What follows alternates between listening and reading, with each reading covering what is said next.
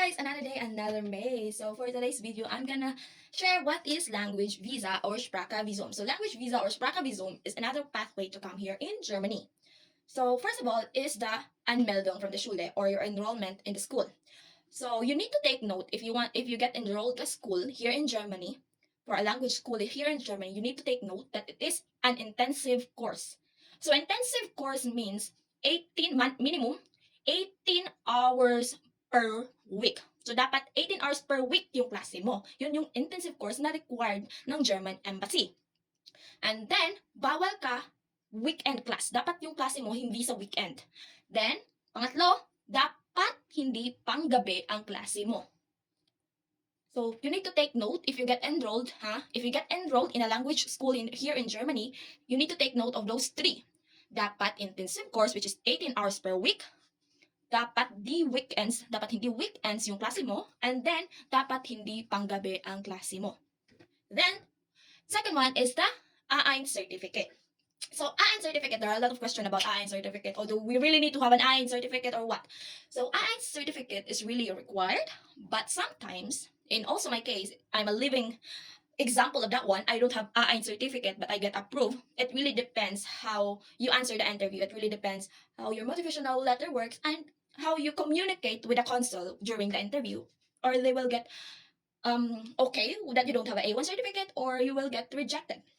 Then the motivational letter. I also already said what is motivational letter. Motivational letter. Be sure what you write in a motivational letter that you can explain it, or it's the same how you answer the consul's questions.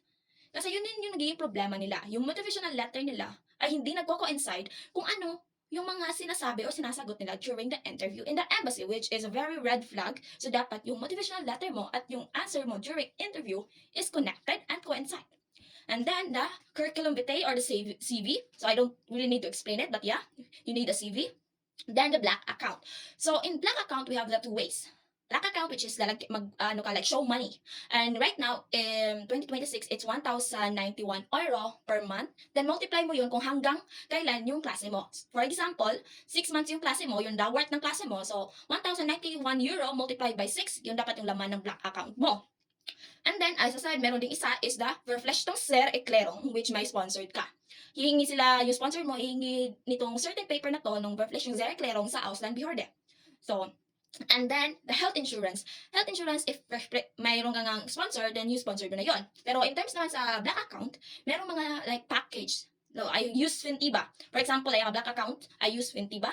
And in Fintiba, may package na sila sa black account at sa private health insurance ko. And then, proof of accommodation. So, yung nag-sponsor ka, may sponsored ka, then yun na, yung bahay, saan yung bahay ng sponsored mo, gaano kalaki yung room, yun yung mga ititanong minsan. Or yun yung dapat dalhin mo, yung meter o yung papel na galing sa fermita ng sponsored mo. Yun yung dadalhin mo, yung proof of accommodation. Dapat yung sponsored mo, may lagay doon, o sila yung nag-accommend sa'yo, or sila yung, doon ka titira sa kanila. Yun yung dadalhin mo. Yung fermita kasi talaga yung magbibigay ng paper na yun, then yun yung idadalhin mo sa embassy. And then, what else?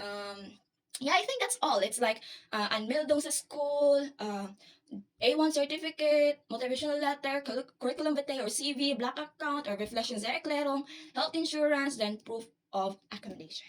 So if you have another question, you just comment down below and I'll try my best to answer based on my experience. So, ciao ciao!